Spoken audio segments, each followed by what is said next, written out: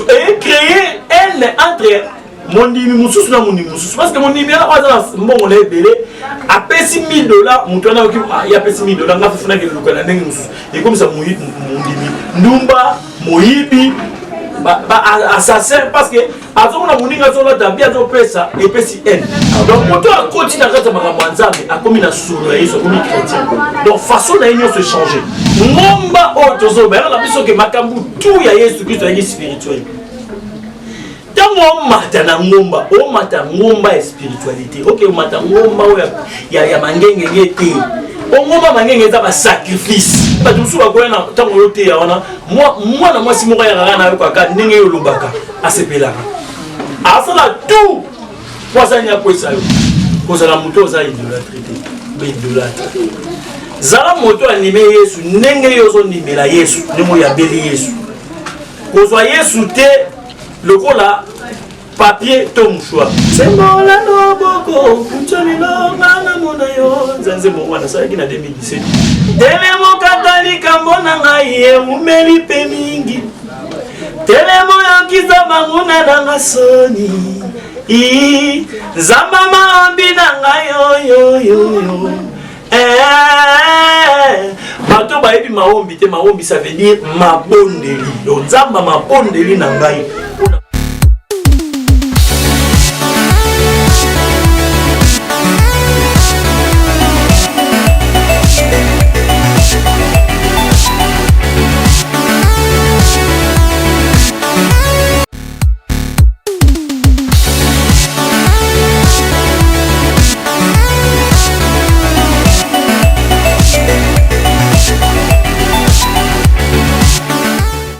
Merci beaucoup. Tu peux se couper et pas une émission à Bisso Kitoko, Tuandaka, Bisso Nabino, Pasto Kabola Rabaïde, 100% Bonzambe, les lots, Kamboli Play Musika, qu'on découvre mon con à Kati ya Bonzambe, na Kati en Chango. Azapena, Moto Abadi Bonzambe, les lots, on a bino to découvrir Karamingite. Chaîne na biso oyo bana nzambe batalaka mokolo nyonso yango yo tobosana te VMTV valiza nzambe pardon et pas pia bino mopandi sango Pacho Star akoyi na mabele pour découvrir moko ya bankoko moko bato bali ko bunda makabo bonzambe depuis bo mwana tobosana te et pas bona sa télévision tobosana te passer à Def Chombi na Paris obagi nanga lukidanga mutu wana na moni même grand frère nanga Elvis et papa na Valdano na Paris petit abatiri leozo mona mutu no fara wana pena prêtre na kati ya libota ya famille ngwilu Elvis prêtre aba prêtre na Paris tala mutu luka yo sans pitade alaxi bino mutango parce que la vie trop ngamoko ngwilu mutango nani bonjour papa Nabiso. Bonjour papa Pacho Star. Ok, merci beaucoup papa Nabiso. Tolni nangai na baiba utala biso na etando ok. Baiba komo na onani après to ko développer ma connaissance. Ya bino prophète Jonathan Bika moi suka basa nzambe nyonso ya église armée de vie semi. Donc na ngami lelo ipa ya papa Pacho Star. Ok, merci beaucoup. Touti kolanga nenge papa Jonathan moi na suka basala nzambe ya Congo. Nazo confirmer parce que biso a on nchangu précisément na njili toyebi papa Jonathan depuis bon mwana azaki moyembi ya nkolo pe azasusu moyembi ya nkolo ti le marqué a comme pasteur. Alors papa na biso pasteur Jonathan question c'est bosse zali boye. Tonto découvrir et là pour moi pas bino basala nzambe. Surtout le koloza moi na suka basala nzambe na kati ya mboka na biso Congo. Miracle o ezalaki na ta ya Jésus-Christ de Nazareth. Totala ba film to bana mike mape bonga meko mebele biso ko mebele na moment oyo bino ba passer ya ta oyo ba miracle wana oyo Yesu salaka. Pourquoi pas la temps na bino miracle mo ezo ko kana karatina oyo ça c'est ta kala. Bon, merci pour la question, Papa Nangay. Les problèmes, c'est miracle, ils allaient être spirituel. Makambo nzamba manai ko sala ezalaki na molimo. Ezalaki na musunité. Omoni histoire à Jésus-Christ. Eza histoire le quoi mettre on a théâtre, mettre on a film, non le baki. Eza pas histoire. Mais eza pas une époque où il y a Jésus-Christ. Le leçon de l'objet que nasa la prière à on a bimisa avocat. Bador le bango comme machi. Celui na bina ça la miracle à on a bon de l'Anzambe. Maye bima biso boye. Bador benga ngo et comme soloka. Donc babilo connaît maintenant ça dans l'Ancien Testament. Dans la série Jésus parce que c'est là surtout dans le Nouveau Testament mais là ancien parce que tout ça c'est na 2022 et comme makambo eleka ndenge makambo tango Yesu c'est là qui makambo Ancien Testament alaka ba Moïse ba Eli lelo to comme on a ba miracle comme o tozo benga makiana ozu mutu moko préparer oye na ye obondeli po na ye abano ça ba fait. Est-ce qu'il n'a qu'à tuer papa la biso Jonathan au tout le monde par rapport à ma marque qui a nos bengi parce que apôtre et maman n'a qui église et celle de l'Éternel à Bethlehem c'est sur le mot boyé marque va passer à ma qui a na wana le sexe toi va dire qu'il va créer un bateau na bango à cosani à aveugle à cosani à boyé mais oui t'as pas ça la campagne de mission va bien phénomène matin oui OK donc là ba miracle mon ko fabriquer. Et ça miracle à Jésus. Miracle à Jésus est spirituel. Au moins les Babylone ont tout ça là est spirituel. Pas nangai. N'est na yamba Yesu né na koma lelo musanza mi prophète. Na koki jamais kozwa micro na tia molimo pour eza na nzoto ya muté bana koluba. Ngai yonan mama kulutu na biso. Non. Ba fait wana eza be fait moko préparé. Au moins lelo ba chrétien bazo comprendre makambo ezalaka na ntango ya kala te ntango ya Jésus-Christ. Biso tozote ya bato kobongola motema vrai miracle. Mutu a changé attitude. Azalaki mutu akomela masanga ndumba moyibi atiki yango totalement. A recevoir Jésus-Christ comme Seigneur et Sauveur na vie na ye. A changé caractère. On comprend? On a vrai miracle. Mutu a comme une nouvelle créature. C'est ça le vrai miracle. Bah miracle était pas tout parce que pour notre ventre miracle comme un ventre pour l'église tout bas tonda il faut pasteur moi ça la maille moko boye ate 40 soit 2500 $2000 $100 maille moko boye et ça la pompe mais ba bondeli yango et ça la miracle. Alors prophète pasteur Jonathan tu as dit peut-être très bien au expliquer biso et pas là puis bazo la biso ndako papa la biso junior mobile ya maman Mamedi Mayunga oyo bassemble en église à Liloba to pesi binombote na quartier 7. Alors papa si ko na devoir oyo ça tikela ki biso ne kulusu pourquoi pas les lobino basser na Nzambe bozo kokokitsa ngote par exemple babi celui qui travaille à l'hôtel mange à l'hôtel so ko bino basser na Nzambe tango lote ya batu Liloba mabonza wana ekena na lola bien et ça va la poche la bino va passer limbo la biso na place wana. Bon c'est ça le problème au moment ba kamaba Nzambe et on tombe biso ba na suka to yebo te yande ba tu ba bongo la ndemité mitema ba comme une nouvelle créative comme Jésus-Christ a baki bo sala ba tu na makomi na ye bo sala ba tu ba comme ba imitateur na ngai ba tu ba la Yesu Christ Yesu yaki pour na ba matériel te Yesu yaki pour ba tu ba bongo la mitema ba âme perdue et changer façon et a pas Yesu et qui m'a Satan. On comprend. Donc ba matériel comme ba mabonza ba fonds social ba tu appelle ça comme une église ekotika moi mbongo na ye pour 10 mesa pour la ba pasteur 10 mesa eza le salaire ya ba pasteur 1/10 les autorités autorisées dans la Bible et mutu appelle ça 10 na ye.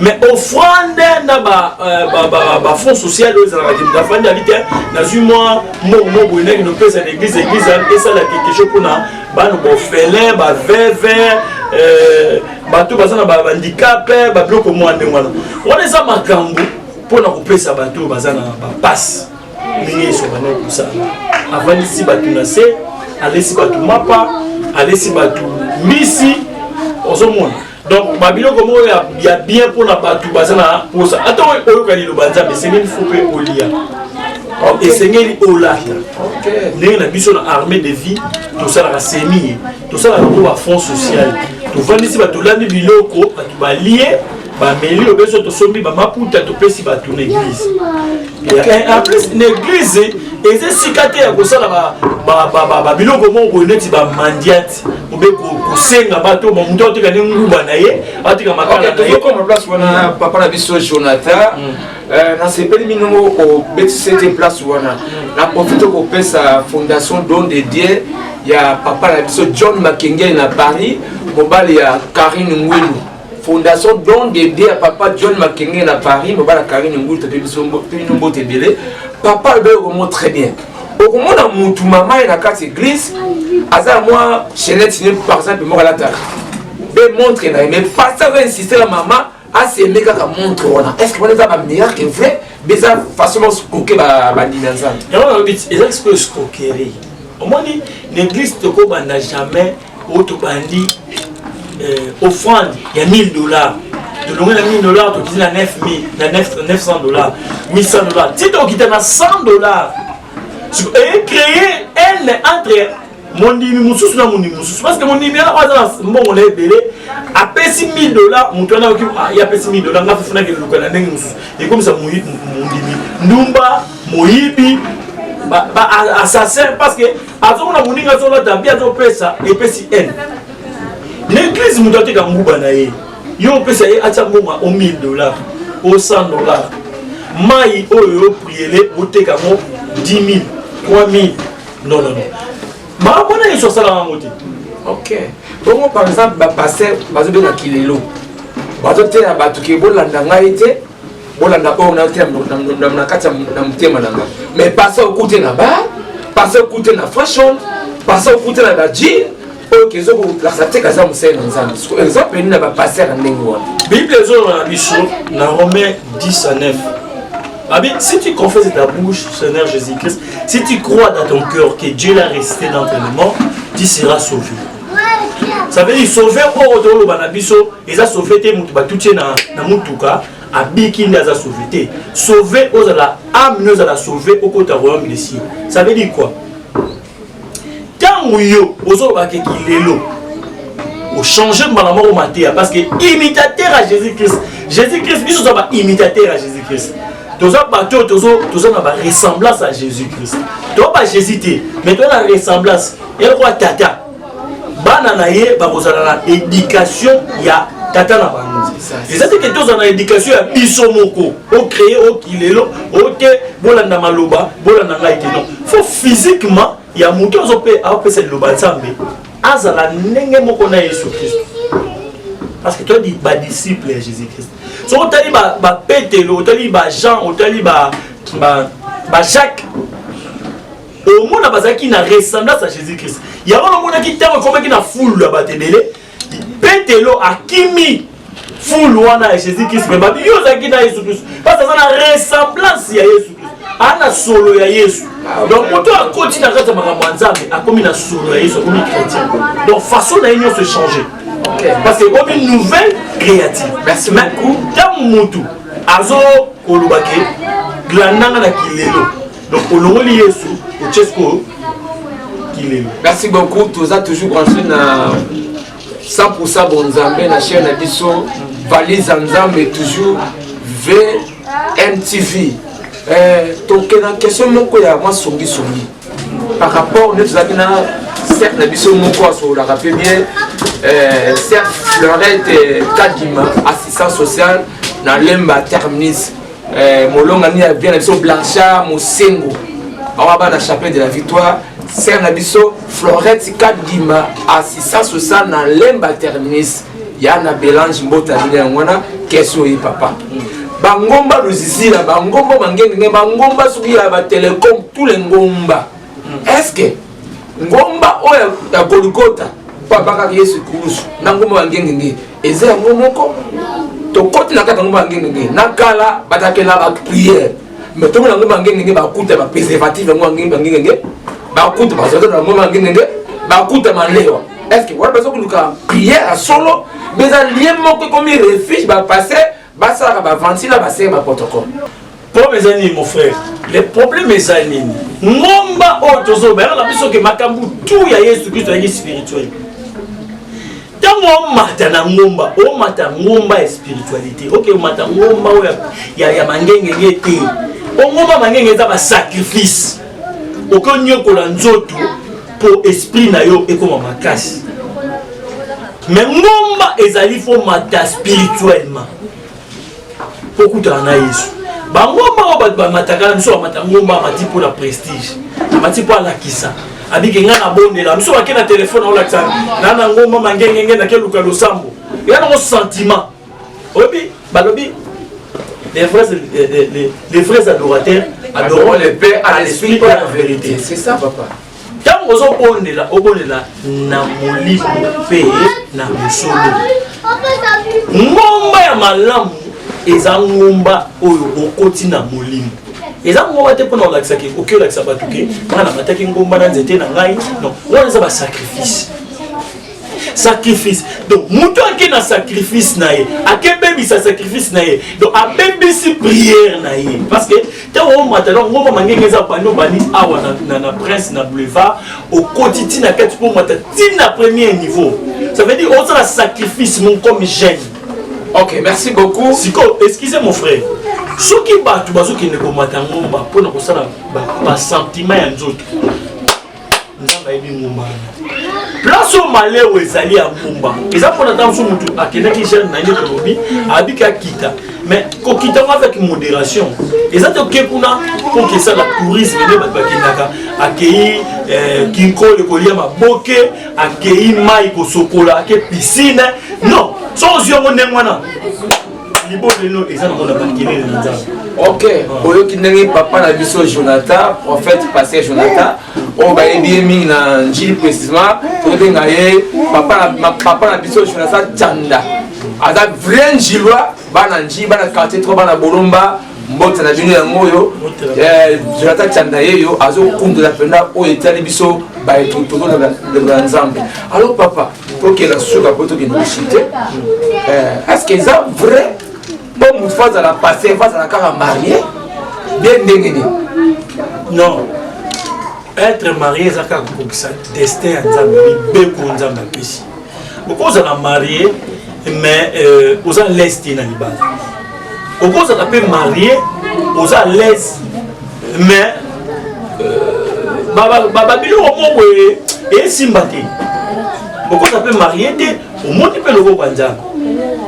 Et ça, kaka okopisa complètement on a balobi ke moto abotikala a rolonga pa baboti na ye pour asangana na mwasile makomi elobi. Amen, amen. Mais mosala nzambe esengaka fo moto azalaka na mosungi. Parce que babi mwasi aza mosungi. Mosungi wana soka ye pembe na onde apesi yo mwa kilo parce que mosala nzambe eza na makambo ebele. Bato mosusu bakoya na ntango yo te ya wana mwana mwasi moko yakaka na yo kaka ndenge yo olobaka asepelaka asala tout po asani akwesa yo sotanga ye bakantine ye wana alelia basani nini akoti diable bato ebele bakamusaka nga bakosi na ere moko satan makambo. Ah bon? Mais oui. Et c'est ça la vérité papa. Satan aza mutu akenda koprovoke mutu te. Soki yo mutu ozwi makanisi ba ambition likolo eloko moko boye nde mpe Satan yaka siko kotoka. Ok. Lisumu ezaka ate ke Satan tati na mutu asala lisumu te. Soki olie excédent olie ebele excès. Tout excès nuit. Oui, ekomi lisumu. Voilà. Omoni omeli masanga ebele olangwe epousse osala nini lisumu. Ok, merci beaucoup. Ozomona côté ya eleki komi côté ya pamba oki côté ya côté oki ozomisa boye ozote ya bato ka mate ya moko boye eza na auto na sas te ekomi lisumu toyoki ndenge bateye biso lisusu tokomi na suka po tokende koshite mais eloko moko tike tokombeli paster Jonathan wana bengo plus ya suka paster Adolphe Tchombe na Paris mbote ebele Elvis Ngwilu papa na Valdano na Paris Ye bonzambe liboso pa Elvis Ngwilu bonzambe liboso. Merci beaucoup. To komi penda côté asuka, tu yebi que papa biso prophète pasteur Jonathan azape moyemi na nkolo ayembaka mpe kitoko. Papa na biso prophète Jonathan na côté ya bayembi manungu ezokota trop eloko leka entre bayembi bazoyembela nzambe ya solo mpe bazemba mpona sentiment ya nzoto mpe mpona konvie biloko ya mokili par rapport à l'actualité leka oyo toyoki na kati ya mboka na biso soit biza bayembi basali boye bozoyemba akozaka bayembaka na ye parti par là ozozongo ndeni makambo. Merci pour la question, Papa Pacho Star. Problème mes amis. Ah, on a na débit na tout droit. Les vrais adorateurs adoreront le Père en esprit et en vérité. Donc, Moutou, Foyeba, c'est la nan. Ah, on est dans un Congo, na quel pays Moussouté, na Katia Congo. Yo Moutozo qui est l'église, yo Moutozo la Ranzambe, Yeba Nani Oyo Saelaka. Est-ce que Jésus Christ a Numba, Jésus Christ a Mela Masanga, Jésus Christ a Mouyibi, Jésus Christ a Oyeba Nani Osaela. Est-ce que c'est la Nzambe Oya Zanzambo Sala Makama Bete, Atanzambo Azapina 5 3 x 5. Yo Morobiye. Bandungu Ndungu Makama musique ya Oyemba. Nakuduni na za makamusu na chango na kate po emitoli bakubabi oyo kimingi nde osalipe lisumu ebele oyo moni ebele ya mabe yeba ko salipe lisumu ebele donc bato ba mona ka mabe emema bango na lisumu bato ba yoka lisumu trop emema bango na lisumu moto alobaka mingi babi avant koloba faut balola nano lilemo cette fois. Merci beaucoup de combinaison. Nalina lobelo moko au passage papa zoloba to pesi temps papa pour que nous citer tant zoloba yango ma bakni balé misatu o za relation même l'église et puis moi nzembo zo bimisa likolo na bon zo préparer au salima vocal un peu comme ça que nous citer mission na biso nalina lobelo moko na bana nyonso nzambe on imela nzambe te po na pasteur, pour na prophète, pour ça la radicam, pour ça la moto za idolâtrie, idolâtre. Zala moto animé Yesu, nenge yozo nimela Yesu, nemo ya beli Yesu. Pour ça Yesu te le cola papier ton mouchoir. Kalata zozonga. Prépare-toi na rencontre à Jésus-Christ. Pour ça la malamu na vie. Et ils ont conseillé dans le ça. Oh, baloba qui passer na biso ça qui bo yolandi yo kiango et même na lisum. Te. Yo zalaka zelaka bunzambe no ozelaka okotaka royaume du ciel. Il on a une faire conseil na ba sala za binyoso. Pour na kopesa mbote, na pesi mbote na Congo mobimba. Et puis na ba sala za binyoso Congo et puis na pesi mbote na Nicole Ndayambuyi. Si kazali mbote na ye na pesi mbote na maman pe papa na ngai sika bazali na basali na sœur na ngai Ange na poto mami Stella divine et trésor mapamboli donc na ngina yemba moi eloko moko ekolima après parce que vous allez un album ils allez na YouTube sur le petit prophète Jonathan Bikama officiel au mona banzembo ya nakati mais nzembo ezo bima kalate oyiba lote poza sasa moya Orlando ne ba yiba ki symbole moko symbole no boko kuntoni no ngana mona yo nzembo wana ça qui na 2017 je crois bat bayeli mais nzembo ezo bima na 2023 aweza zamba maombi na ngayo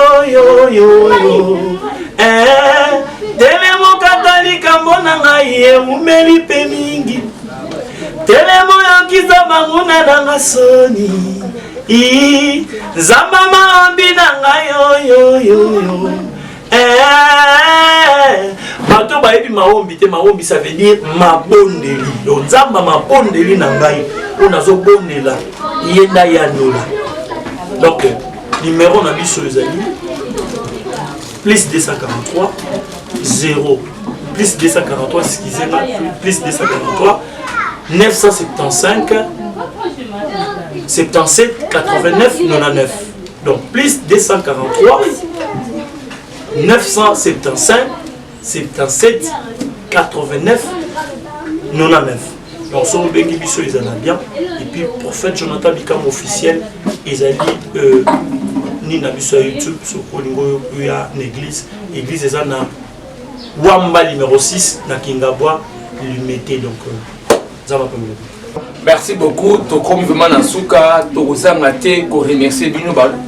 Tant qu'on peut s'habiller sur ma tête, peut mis sur la et comment on a honte les toujours émission na biso 100% bonzambe valise nzambe VMTV ya bino Patiosta Gambaki papa Jonathan boyoki ndenge a développé tokopesa mbota suka pa apôtre maman naki pa Elvis papa na Vadano na Paris passé Ardef Chombi na Paris fondation d'ODD ya John Makengela mobali ya maman Karine Ngwilu tobosani te papa na biso prophète Rémi Flamme na Lemba Mbotebele tous à la branché toujours na valise Nzambe émission 100% bonzambe ne zappez pas tous ebele prochaine autre sala beaucoup na ba passer royal de part et d'autre ya mbabango tobo santé seul na biso Florette Kadima assistance sociale na Lemba terminite mobali ya mwasi ya papa na biso Blanchard Mosengo ya na Belange ne zappez pas papa Junior mobali ya Mamedi n'église de Loba Mbotebele ciao ciao ciao ciao ciao ciao